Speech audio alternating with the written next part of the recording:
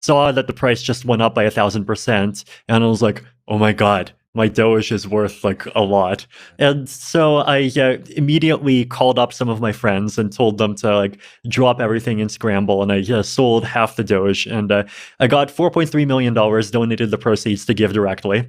And a few hours after I did this, the price dropped back down from about 7 cents to 4 cents, right? So I managed to sell the Doge at the top, and I remember just feeling like I was such an amazing trader. But then, of course, the price went up from 4 cents, then to 7, and then 50, and just like Doge becoming this big phenomenon where there's even a lot of people that have heard of Doge that have not heard of Ethereum. It's just like something even I wasn't predicting, right? And so after that, of course, we have Doge, and then people are thinking, well, if the leading dog token is worth $50 billion, then surely the second largest dog token deserves, at least 7 or 8 billion, right? Like, I feel like that's kind of what the mindset of these Shiba people is.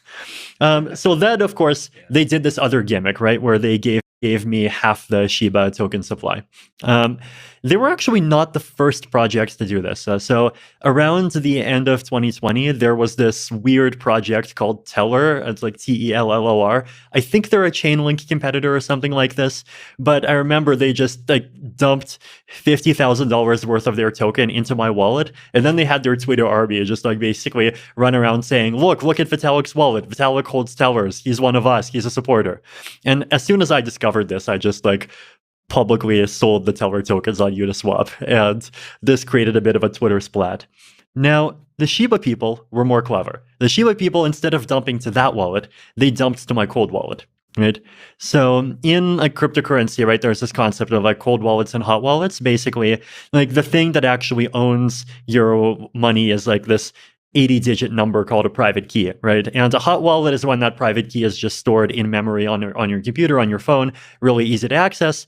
Cold wallet means it's either written down on a piece of paper, or it's on a computer that's just never accessed the internet, right? So cold is very inconvenient, but cold is also much more secure, right? Because even if that computer has some like viruses on it, like it's like air gapped, it's not actually going to be able to upload it. So this cold wallet, and like all the money is out of the cold wallet, so it's safe for me to talk about my setup now, right? But it was a laptop that was sitting in Canada, and I also had 2 pieces of paper where I wrote down 2 numbers on those 2 pieces of paper. Mm-hmm. One was with me, one was in Canada. And if you add those 2 numbers together, you get the private key.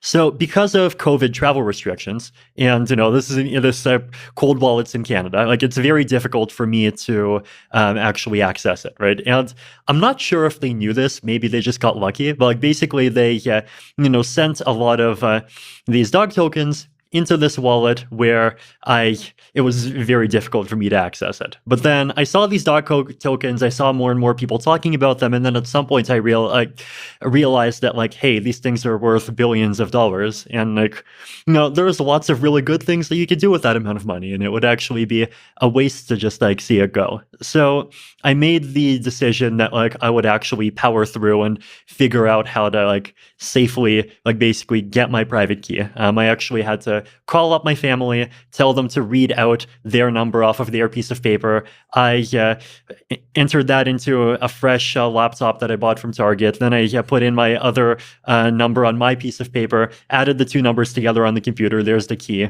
And at the same time, like just scrambled for 2 days, setting up a new wallet where I could move my ETH to safely, like getting people to be multi-sig partners, just like doing all sorts of like stuff that 10 years ago you would expect to just be part of a cyberpunk science fiction novel, but now it's all real. So you're doing this all by yourself, essentially.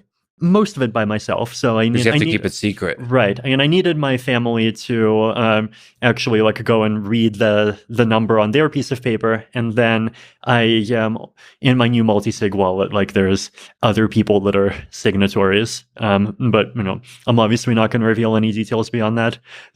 So I did this, right? And I actually managed to like get the private key, make the first transaction that would just move all my Ether to the multi-sig wallet so it's safe. And then second put the private key on my main computer, then started, like going in and just selling some of the dog tokens and then just like giving them to these different charities.